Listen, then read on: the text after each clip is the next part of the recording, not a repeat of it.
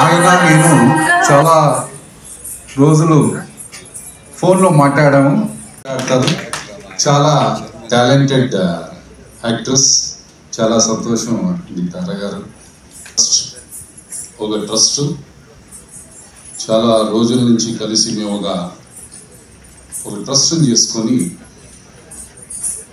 ప్రతి ఒక్కరికి వాళ్ళ కష్టానికి ఆదుకునేట్లా ఒక కృషి చేసుకొని అందరూ తెలుగులో మాట్లాడాలి, అందరికీ ఈ తెలుగు పైన విశ్వాసం ఉండాలి అని ఆయన ఎక్స్ప్రెస్ చేసినప్పుడు ఇక్కడ నుంచి చాలా సంతోషమైంది.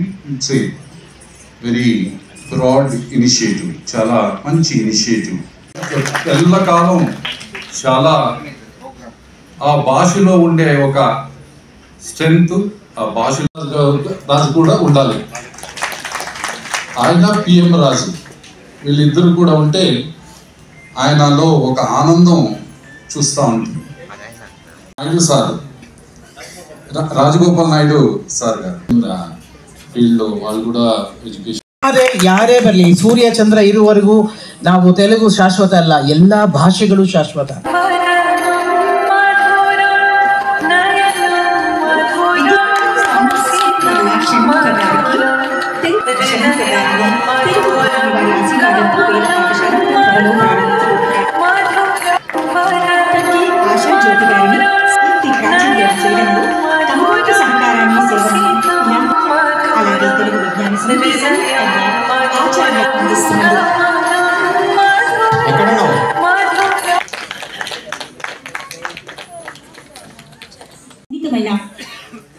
కథలను తీసుకుని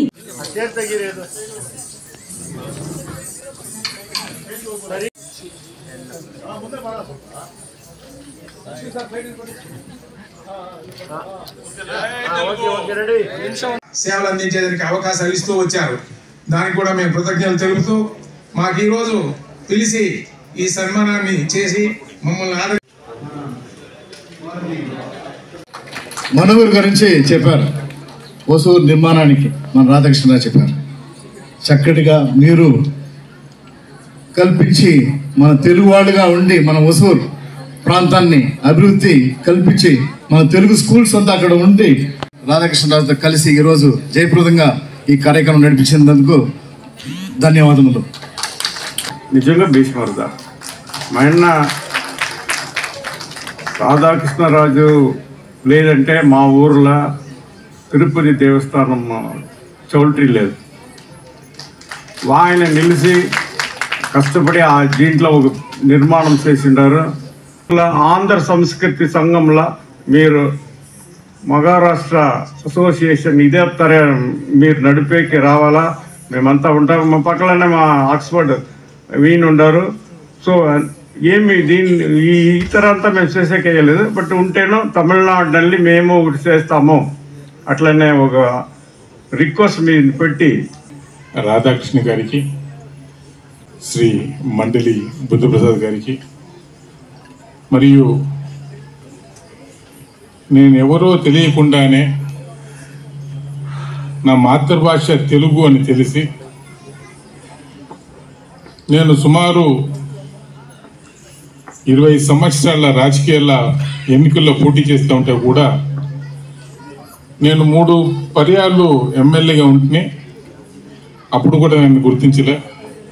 కానీ పార్లమెంటరీ సభ్యునిగా పోటీ చేస్తానని ఈ వారితేనే కార్యక్రమం మా హౌస్లో చెప్పాలి మీరు రాండి ఆహ్వానించినారు. ఆయన ప్రత్యేకంగా వారికి నాకు ధన్యవాదాలు తెలియజేసుకొని, మరియు ఈ వేదిక ఉన్నటువంటి రాజగోపాల్ నాయుడు గారికి ప్రత్యేకించి ఈ తెలుగు కన్నడ రాష్ట్రాలకి ఒక సాంస్కృతిక వారధులు అంటే వారు ఒక రకంగా చెప్పాలంటే అపర శ్రీకృష్ణదేవరాయలు డాక్టర్ రాధాకృష్ణరాజు గారు.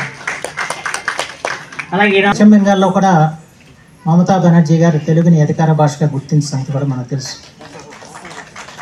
అయితే అత్యధిక సంఖ్యాకులు ఉన్న కర్ణాటకలో కానివ్వండి, తమిళనాడులో కానివ్వండి, అటు ఒరిస్సాలో కానివ్వండి మనం